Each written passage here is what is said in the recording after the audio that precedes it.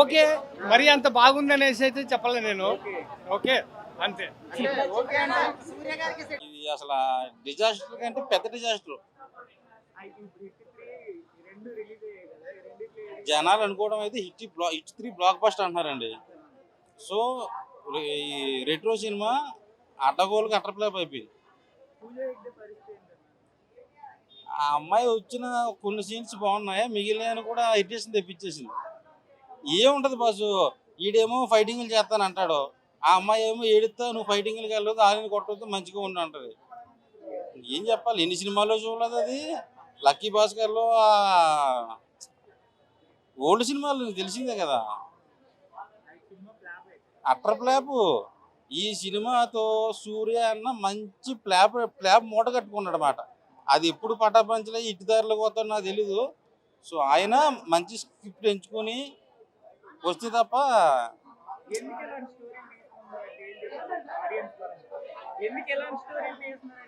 ఏమండి, సినిమాలు ఆయన ఎంచుకోవడం, స్టోరీ డిస్కషన్ అంటే బాగానే ఉంటాయి అనుకుంటా, అవుట్పుట్ వచ్చేసరికి అట్టర్ప్లాప్ పెడుతున్నాయి అంతే. ఎన్ని తీస్తారు, ఎంత బందోబస్తు పోయింది, ఎన్జీకి పోయింది, కంగువా పోయింది, ఇది ఒకటి చచ్చింది, ఇది చచ్చింది. 5కి 0 ఇస్తానండి, మంచిగా గుడ్డు 0 ఇస్తాను. ఇదిగో ఈ పోస్టర్లు ఉంటాయి కదా, మన ఏ సినిమా పోస్టర్లు, ఇదే ఈ రెట్రో సినిమా పోస్టర్లు అన్ని అమ్మకుండా కేజీలు లెక్కన ఖచ్చితంగా ₹1,00,00,000 వచ్చేస్తుంది, డౌటే లేదు. ఎందుకు వచ్చిన సినిమాలు బాగాలేదండి. కంగువ తర్వాత ఫ్లాపే. ఆయనకి మళ్ళీ ప్రాపర్ హిట్ పడాలి సూర్య గారికి. అంటే క్లైమాక్స్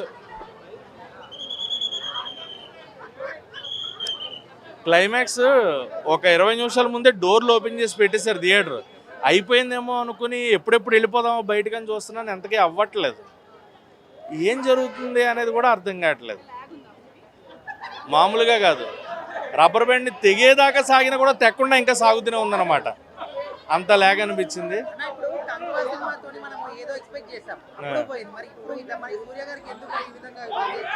స్టోరీ సెలెక్షన్ ఎందుకు ఆయన వీక్ అవుతున్నారో అర్థం కావట్లేదు అన్న. ఆయనకి డైరెక్టర్లు చెప్పేది ఏం చెప్తున్నారో, తీసేటప్పుడు ఏం తీస్తున్నారో క్లారిటీ రావట్లా. అదొక్కటే ప్రాబ్లం తప్ప సూర్య గారు ఆయన యాక్షన్ పెర్ఫార్మెన్సెస్ గురించి ఏం లేదు. బట్ మూవీ మటుకు అస్సలు భరించలేకపోయాం. అసలు సాంగ్స్ గురించి తక్కువ మాట్లాడుకుంటే అది మంచిది. బ్యాక్గ్రౌండ్ మ్యూజిక్ బాగుంది. అండ్ పూజ యాక్ట్ నల్లగా ఎందుకు, తెల్లగానే చూపించవచ్చుగా.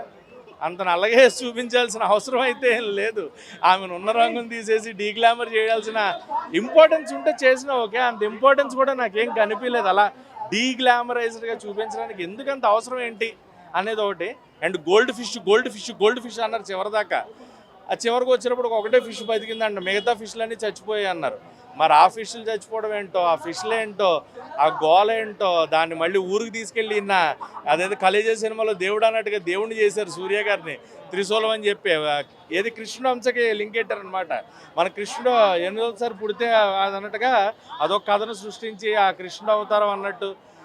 ఏమో కార్తీక్ సుబ్బరాజు గారి వీకెస్ట్ ఫిలిం ఇది కంప్లీట్గా నాకు అనిపించింది. అయితే ఆయన తీసిన సినిమాల్లో ఆయన కెరియర్కి this will be the weakest and worst film. Surya గారి నుంచి మళ్ళీ ఆయన పెర్ఫార్మెన్స్ చేసే క్యాపబిలిటీ ఉన్న యాక్టర్ అన్న. ఆయన నుంచి ఒక డిఫరెన్స్ పెర్ఫార్మెన్స్, ఇలా కమర్షియల్గా కాకుండా ఆయన ఒక యాక్టింగ్ పెర్ఫార్మెన్స్ మీద చేయగలిగితే నెక్స్ట్ లెవెల్ పెర్ఫార్మెన్సెస్ ఉంటాయి ఆయన దగ్గర నుంచి కూడా. సో అలాంటి పెర్ఫార్మెన్స్ ఏమన్నా ఉంటే బాగుంటుంది అనుకుంటున్నాం. అంతేగాని వద్దు ఇలాంటి కమర్షియల్ అనుకునే అవుట్డేటెడ్ టైప్ ఆఫ్ వద్దు అనేది ఒక ఫీలింగ్. 0.75. సూర్య దమ్ము తగ్గట్టుగా, కార్తీక్ సుబ్బరాజు మేనరిజం తగ్గట్టుగా, కంగువా సినిమాతో కొద్దిగా డిసప్పాయింట్ అయినా, ఒక మెట్రో లీడ్ తీసుకున్న విధానం అయితే పబ్లిక్ ఒక మంచి మోట్ అనిపించింది.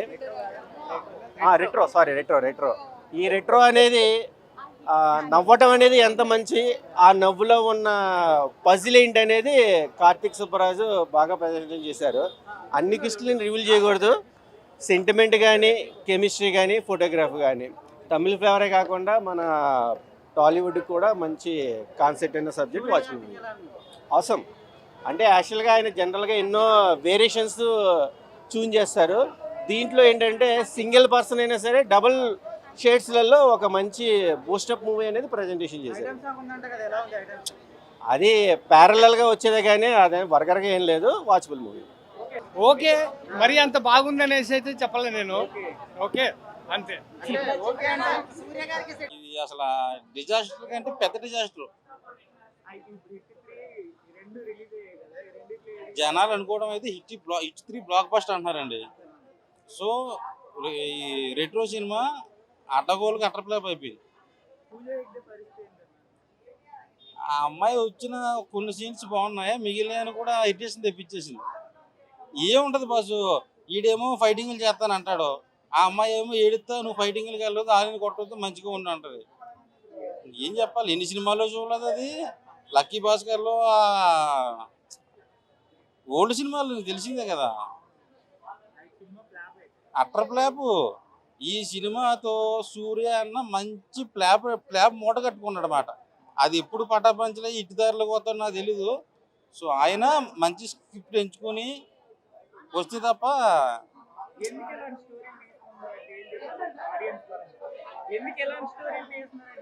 ఏమండి సినిమాలు ఆయన ఎంచుకోవడం స్టోరీ డిస్కషన్ అంటే బాగానే ఉంటాయి అనుకుంటా, అవుట్పుట్ వచ్చేసరికి అట్టర్ప్లాప్ ఎడుతున్నాయి అంతే.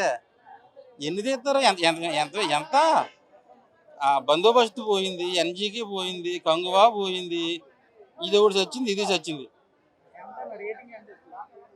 5కి 0 ఇస్తానండి, మంచిగా గుడ్డు 0 ఇస్తాను.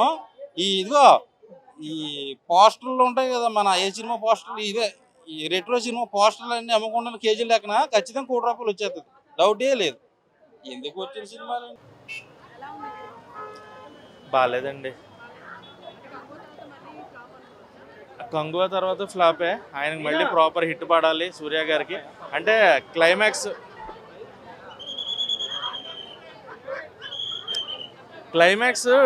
ఒక 20 నిమిషాల ముందే డోర్లు ఓపెన్ చేసి పెట్టేశారు థియేటర్. అయిపోయిందేమో అనుకుని ఎప్పుడెప్పుడు వెళ్ళిపోదామో బయటకని చూస్తున్నాను, ఎంతకీ అవ్వట్లేదు. ఏం జరుగుతుంది అనేది కూడా అర్థం కావట్లేదు. మామూలుగా కాదు, రబ్బర్ బ్యాండ్ని తెగేదాకా సాగినా కూడా తెక్కకుండా ఇంకా సాగుతూనే ఉందన్నమాట. అంత లేక అనిపించింది.